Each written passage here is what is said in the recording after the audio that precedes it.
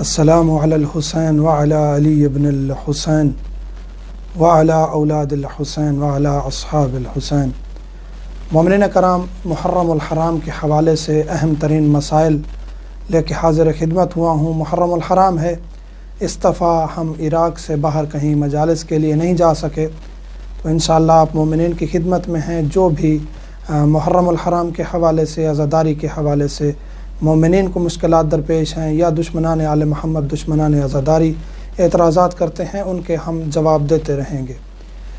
کل کی ویڈیو میں ہم نے ذکر کیا تھا کہ ماتم اور زنجیر زنی، ماتم پر ہم گفتگو کر چکے ہیں، زنجیر زنی جائز ہے یا نہیں ہے، کما زنی خون بہانا جائز ہے یا نہیں ہے۔ دشمن اہل بیت کو ہم نے جواب دیا، کیونکہ اعتراض کرتے ہیں کہ یہ کیوں خون بہاتے ہیں، تو ان کو ہم نے دلائل دیں، اور کچھ سوالات آئے اس تناظر میں کہ آپ نے کہا کہ کافی دلائل دی ہم نے۔ اس میں سے ایک تھا کہ احد کے مقام پر ایک صحابی نے اپنے دانت توڑ دیے تھے، یہ روایات ملتی ہیں، حتیٰ کہ اویس کرنی وہاں موجود نہیں تھے، انہوں نے بھی یاد رسول میں اپنے دانت توڑ دیے تھے۔ تو ان میں یہ جو تاریخی حوالے ہوتے ہیں، تاریخی قصے ہوتے ہیں، ان میں اختلاف ہو سکتا ہے، ان کی سند پر بھی بحث ہو سکتی ہے، یہ مستند ہے، واقعہ نہیں ہے، لیکن یہ واقعہ موجود ہے کتابوں میں، تو یہ واقعہ ذکر کرنے کا مقصد تھا۔ دوسرا یہ تھا کہ حضرت عائشہ نے رسول کریم کی وفات کے بعد جو ہے اپنے اوپر ماتم کیا اور اپنے منہ پہ بھی چاٹے مارے، تو اہل سنت اس کی تردید کرتے ہیں یا کہتے ہیں کہ انہوں نے توبہ کر لی تھی۔ تو ہمارا فقط یہ ذکر کرنا مقصود تھا کہ یہ واقعہ بھی تاریخ میں موجود ہے۔ آگے زنجیر زنی پر ہم نے فتوے نقل کیے تھے علماء کرام کے، مراجع عظام کے، تو کچھ ہمارے مومنین، ہم نے اس ویڈیو میں بھی ذکر کیا تھا، گزارش کی تھی مومنین سے کہ آپ فتویٰ سنیں اور اس فتوے پر عمل کریں، لیکن انہوں نے کہا کہ نہیں جی، آغا رابر دامہ ذلہ سید علی خان منائی ولی فقیہ ہیں اور ان کا فتویٰ لاگو ہوتا ہے دیگر تمام مراجع عظام پر۔ تو میں نہایت احترام کے ساتھ گزارش کروں گا، میرا جو مقصد ہے، میں مولا امیر کائنات کے قرب میں بیٹھا ہوں، میں حلفاً کہتا ہوں کہ میرا مقصد مومنین میں اتحاد پیدا کرنا اور امام کا فرمان آگے پہنچانا۔ کسی بھی شخصیت کی نہ میں رائے آگے پہنچاتا ہوں، نہ میرے بیک گراؤنڈ میں کوئی شخصیت ہے اہل بیت علیہم السلام کے علاوہ کہ جس کے میں مقصد پہ چل رہا ہوں، فقط اہل بیت کا فرمان پہنچانا مقصود ہے۔ فتوے نقل کیے تھے کہ آیت اللہ سستانی خاموش ہیں اس مسئلے میں، تو اعتراض کرنے والوں نے کہا کہ اگر وہ خاموش ہیں تو پھر اس کا مطلب یہ ہے کہ آغا رہبر کی طرف رجوع کیا جائے، وہ ولی فقیہ ہیں۔ ولی فقیہ کا کنسیپٹ مختلف ہے، جو آپ کے اذہان میں ڈالا گیا ہے وہ ولی فقیہ کا کنسیپٹ خود آغا رہبر کا اپنا ہی نہیں ہے۔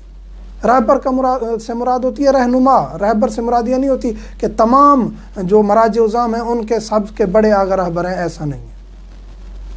ایران میں خود آپ کہتے ہیں کہ حکومت کا ہونا جو ہے رہبریت پر دلالت کرتا ہے اور ولایت فقیہ ثابت ہوتی ہے، تو حکومت تو اہل بیت علیہ السلام کے پاس نہیں تھی، ائمہ علیہ السلام نے حکومت نہیں کی، پھر بھی وہ ولی تھے، تو حکومت ہونا یہ دلالت نہیں کرتا۔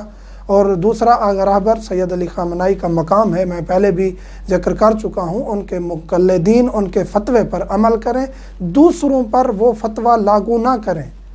خود آغا رہبر دامہ ذلہ کا فتویٰ یا ان کی رائے اتنی شدت نہیں پکڑتی جتنا آپ دوسرے مولویوں کے کہنے پر شدت میں چلے جاتے ہیں، جس کی وجہ سے پھر نعوذ باللہ من ذالک کچھ کم عقل لوگ آغا رہبر کو گالیاں دیتے ہیں۔ تو آپ لوگ گالیاں دلوا رہے ہیں مراجع عظام کو۔ آیت اللہ سستانی دامہ ذلہ نزدیک، آیت اللہ سستانی دامہ ذلہ ہمارے نزدیک عالم ہے، اور جو عالم ہوتا ہے اس کی تقلید واجب ہوتی ہے۔ آپ اپنی تحقیق کریں، اگر آپ کی تحقیق میں جو مرجع بھی عالم ہیں آپ ان کی تقلید کریں، ان کے فتویٰ پر عمل کریں، شدت اختیار نہ کریں۔ ہمارا مقصد ہے فتوے بتانا، ہمارا مقصد ہے اہل بیت کا فرمان جو مراجع عظام اخذ کر کے آگے بتاتے ہیں وہ بتانا ہے۔ یہ نہیں ہے کہ ہم دوسروں کو کہیں ایسا کیوں کر رہے ہو۔ ہر کسی کا اپنا فعل ہے، وہ اس اپنی شرعی ذمہ داری سمجھ کے جو اس کو انجام دے رہا ہے، اگر وہ کسی مرجع کے کہنے پر کر رہے اس کو اس کے راہ پہ چھوڑ دینا چاہیے۔ آیت اللہ سید خوئی ابو القاسم خوئی سے بڑا مرجع کوئی نہیں تھا، ان کے نزدیک بھی جائز ہے کما زنی کرنا، زنجیر زنی کرنا۔ آغا وحید خراسانی اس ٹائم ایران میں موجود ہیں، اسی طرح دیگر کافی مراجع عظام موجود تھے آگاہ رہبر کے ہوتے ہوئے، ابھی بھی موجود ہیں، ان کے نزدیک جائز ہے۔ جو ان کے مقلدین ہیں ایران میں سڑکوں پر وہ عزاداری کرتے ہیں لیکن کم زنی نہیں کرتے، وہ امام بارگاہ کی حدود میں کرتے ہیں۔ ایران میں سینکڑوں ایسے مقامات ہیں، ہم خود دیکھ چکے ہیں، امام بارگاہ کی حدود میں وہ کم زنی کرتے ہیں۔ تو آج ایک اور مسئلہ ڈسکس کرنا تھا جس کی تمہید میں چلا گیا ہوں، وہ مسئلہ یہ ہے کہ قمیص اتار کر ماتم کرنا یا زنجیر زنی کرنا۔ پہلے یہ ذکر کرنا ضروری تھا تاکہ آگے پھر مزید تنازع کھڑا نہ ہو جائے کہ انہوں نے پھر کہہ دیا ہے کہ زنجیر مارنا اور قمیص اتارنا جائز ہے۔ تو عزیزان گرامی، محبان اہل بیت، مرد کا جو پردہ ہے وہ اس کی ایک شرمگاہ چھپانا واجب ہے بس۔ اگر اس نے ایک شلوار یا ایک انڈر ویئر پہنا ہوا ہے کھلا تو اس میں وہ خدا کی بارگاہ میں جا کے نماز بھی پڑھ سکتا ہے۔ کسی مرجع نے نہیں کہا کہ اس کی نماز نہیں ہوتی، کسی فرمان میں موجود نہیں ہے ایسا۔ تو جب ایک شلوار میں ٹھہر کے یا ایک ٹراؤزر میں ٹھہر کے مرد خدا کی بارگاہ میں واجب ادا کر سکتا ہے تو پھر وہ امام بارگاہ میں یا گلیوں پر وہ سینہ زنی اور زنجیر زنی بھی کر سکتا ہے۔ تو جو مومنات اعتراض کرتی ہیں یا مومنین کہ انہوں نے کیا کیا ہوا ہے اور انہوں نے سینے نکالے ہوئے ہیں اور یہ ماتم کر رہے ہیں، یہ حرام کر رہے ہیں، ایسا نہیں ہے۔ مومنات کے اوپر فرض ہے، واجب ہے کہ وہ اپنا پردہ کریں۔ جس پر پردہ واجب ہے وہ پردہ کر نہیں رہی، اور جس پر پردہ واجب نہیں ہے اس کو ٹارچر کرنے کی کوشش کی جا رہی ہے۔ تو مومنین سے گزارش ہے کہ اپنی مرضی اسلام میں داخل نہ کریں۔ ہمارے رہنما موجود ہیں، ہمارے مراجع عظام موجود ہیں، ہم ان کی طرف رجوع کریں۔ امام کا کیا فرمان ہے جی، آپ ہمیں بتائیے۔ تو مرد جہاں بھی سینہ زنی کر رہے ہیں، مرد جہاں بھی زنجیر زنی کر رہے ہیں تو ان کو اختیار ہے، وہ کرتے رہیں۔ خواتین ساتھ ساتھ چل رہی ہوتی ہیں، جلوس میں ساتھ ساتھ سینہ زنی کر رہی ہوتی ہیں، پردہ پورا ہوتا نہیں ہے، زینت کی ہوئی ہوتی ہے، نعوذ باللہ من ذالک۔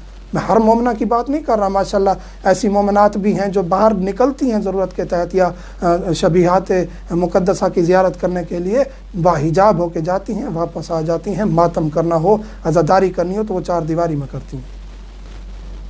خاتون کے لیے جائز نہیں ہے سڑکوں پر وہ حلقہ بنا لے اور یا حسین کر کے اپنے آپ کو ماتم کرے اور اونچا اونچا ماتم کرتی رہے اور یا حسین کی صدائیں بلند کرتی رہے، یہ جائز نہیں ہے۔